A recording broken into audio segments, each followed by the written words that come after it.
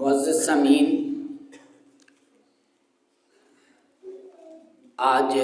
جس موضوع پر میں لب کشائی کرنے جا رہا ہوں وہ یہ ہے کہ حق بیان کرنے میں، حق گوئی کا اظہار کرنے میں اللہ تبارک و تعالیٰ کا، شریعت کا، قرآن و حدیث کا قانون اور فارمولہ کیا ہے، درس کیا ہے۔ اللہ تبارک و تعالیٰ کی بارگاہ میں دعا گو ہوں کہ اللہ تبارک و تعالیٰ مجھے اس پر حق سچ بیان کرنے اور ہم سب کو سن کر اس پر عمل پیرا ہونے کی توفیق رفیق عطا فرمائے، اور ہم سب اللہ تبارک و تعالیٰ کی بارگاہ میں اپنے سابقہ جتنی بھی گناہ ہیں اجتماعی طور پر توبہ استغفار کرتے ہیں، اللہ تعالیٰ میں معاف فرمائے۔ اللہ تبارک و تعالیٰ ہم سب کو جمعۃ المبارک کے فیوز و برکات سے مالا مال عطا فرمائے۔ معزز سامعین، اللہ تبارک و تعالیٰ اپنی لاریب کتاب قرآن مجید فرقان حمید میں ارشاد فرماتا ہے، ان اللہ لا یستحیی، کہ بے شک اللہ تبارک و تعالیٰ اس بات سے حیا نہیں فرماتا، ان یضرب مثلا ما بعودۃ فما فوقها، کہ وہ کسی حقیقت کو بیان کرنے میں، کسی حق کو بیان کرنے میں، وہ دین کا پیغام ہم تک پہنچانے میں ایک مچھر کی مثال کو بیان کرے۔ ان یضرب مثلا ما بعودۃ، کہ اللہ تعالیٰ کسی حقیقت کو بیان کرنے میں، حق کو بیان کرنے میں، کوئی دینی مسئلہ ہمیں سمجھانے میں، کسی چیز کی حقیقت سمجھانے میں اللہ تبارک و تعالیٰ اس سے بالکل حیا نہیں کرتا کہ وہ اس حقیقت کو سمجھانے میں ان یضرب مثلا ما بعودۃ، کہ وہ کسی مچھر کی مثال کو بیان کرے، فما فوقها، یا اس سے کوئی اوپر کی مثال ہمیں سمجھائے، بتائے، بیان کرے۔ فَأَمَّا الَّذِينَ آمَنُوا، تو رہے وہ لوگ جو ایمان والے ہیں، فَيَعْلَمُونَ أَنَّهُ الْحَقُّ مِن رَّبِّهِمْ، تو وہ جانتے ہیں کہ یہ جو کچھ بھی ہے یہ حق ہے ہمارے رب کی طرف سے۔ وَأَمَّا الَّذِينَ كَفَرُوا، اور جو کافر ہیں، جو غیر مسلم ہیں، فَيَقُولُونَ مَاذَا أَرَادَ اللَّهُ بِهَذَا مَثَلًا، تو وہ فوراً اعتراض کر لیتے ہیں کہ اللہ تبارک و تعالیٰ نے اس ایک نارمل سی چیز کو، ایک چھوٹی سی چیز کو بیان کر کے اللہ تبارک و تعالیٰ کیا چاہتا ہے، اللہ کا ارادہ کیا ہے۔ وَأَمَّا الَّذِينَ كَفَرُوا فَيَقُولُونَ مَاذَا أَرَادَ اللَّهُ بِهَذَا مَثَلًا، فرمایا يُضِلُّ بِهِ كَثِيرًا وَيَهْدِي بِهِ كَثِيرًا، کہ اللہ تبارک و تعالیٰ نے اس طرح کی جتنی بھی مثالیں بیان فرمائی ہیں، کہیں مکڑی کو ذکر کیا، کہیں مچھر کو ذکر کیا، تو فرمایا يُضِلُّ بِهِ كَثِيرًا وَيَهْدِي بِهِ كَثِيرًا، فرمایا یہ قرآن کی ایسی مثالیں ہیں کہ بعض لوگ ان پر غور کر کے ان کا ایمان اور پختہ ہو جاتا ہے، وہ ہدایت یافتہ ہو جاتے ہیں، اور بعض لوگ وہ ہیں جو ان مثالوں پر غور کرنے کے بعد گمراہ ہو جاتے ہیں، وہ حق کے راستے سے دور ہو جاتے ہیں، ان کی گمراہی میں اضافہ ہو جاتا ہے، اور جو ایمان والے ہیں ان کی شان بلند ہو جاتی ہے۔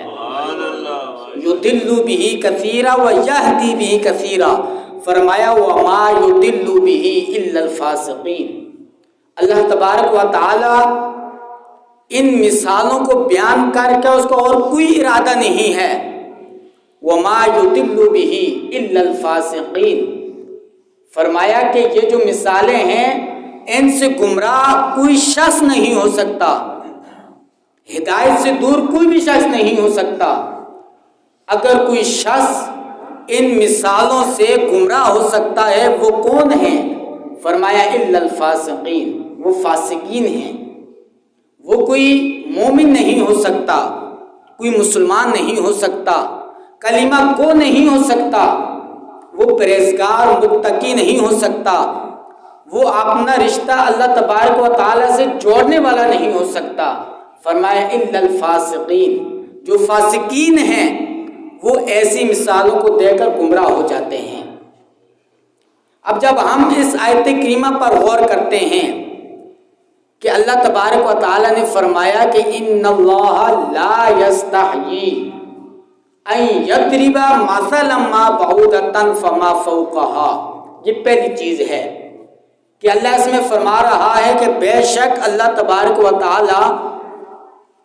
ایسی مثال بیان کرنے میں حیا نہیں فرماتا، چاہے وہ مچھر کی کیوں نہ ہو، وہ مکڑی کی کیوں نہ ہو. تو یہ حق کوئی ہے، یہ ایسا حق ہے کہ ہمیں اس سے یہ درس ملتا ہے کہ حق کوئی بھی بات ہو، کیسی بھی بات ہو، دینی مسئلہ کسی شعبے کے ساتھ تعلق رکھتا ہو، ہم نے نہ اس کو بیان کرنے میں جھجک محسوس کرنی ہے، نہ حیا محسوس کرنی ہے، اور نہ پوچھنے میں ہم نے جھجک اور حیا محسوس کرنی ہے. یہ میرے رب کا قانون ہے.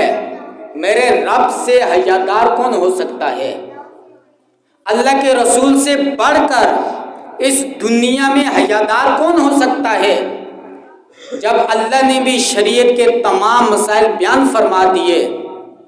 اور میرے آقا صلی اللہ علیہ وسلم نے وضو کے مسائل سے لے کر غسل کے مسائل تک اور یہاں تک کہ ہمیں استنجے کا طریقہ بھی سکھا دیا گیا کہ استنجا کرنے کا سنت طریقہ کیا ہے، ہم اپنے استنجے خانے میں بیٹھتے ہیں اس کا طریقہ کیا ہے. جب میرے آقا صلی اللہ علیہ وسلم نے اتنے باریک سے باریک، عمیق سے عمیق اور اتنے گہرے مسائل بھی بیان فرما دیے، تو مجھے بتائیے کہ میرے آقا صلی اللہ علیہ وسلم سے بھی بڑھ کر کوئی حیادار ہو سکتا ہے؟ کبھی نہیں ہو سکتا. تو ہمیں اس آیت کریمہ سے اور پیارے آقا صلی اللہ علیہ وسلم کی سیرت مبارکہ سے، اپنے نبی کے بیان سے، ان کے طرز زندگی سے، ان کے اصول اور قوانین سے ہم پر یہ بات واضح ہو جاتی ہے کہ دین کا کوئی بھی مسئلہ ہو، شریعت کا کوئی بھی مسئلہ ہو، اس میں نہ میرا رب بیان کرنے میں حیا فرماتا ہے، نہ اللہ کے رسول حیا فرماتے ہیں، اور نہ صحابہ کرام کا یہ طریقہ رہا ہے، نہ تابعین کرام کا یہ طریقہ رہا ہے، نہ تبع تابعین کرام کا یہ طریقہ رہا ہے، اور علماء کرام بھی اسی مشن پر جاری ہیں. اب ہمیں سوچ کیا بن گئی ہے کہ ہم دین پوچھنے میں جھجک محسوس کرتے ہیں، ہم کوئی مسئلہ اپنے علماء کے سامنے ڈسکس کرنے میں شرم اور جھجک محسوس کرتے ہیں. لیکن جن چیزوں سے ہمیں حیا آنی چاہیے، ہمیں وہاں پر کوئی حیا محسوس نہیں ہوتی. ہمیں ایسے مسائل میں جھجک محسوس نہیں ہوتی جو شیطانی کام ہوتے ہیں، جو شرم و حیا والے کام ہوتے ہیں، جو بے پردگی والے کام ہوتے ہیں، جو ہماری عزت کو ختم کرنے والے کام ہوتے ہیں، جو ہمارے کردار کو گندا کرنے والے کام ہوتے ہیں. ہمیں ان میں کوئی جھجک محسوس نہیں ہوتی، ہمیں ایسے مسائل میں کوئی شرم محسوس نہیں ہوتی. ہم ایسے مسائل میں دیکھتے ہیں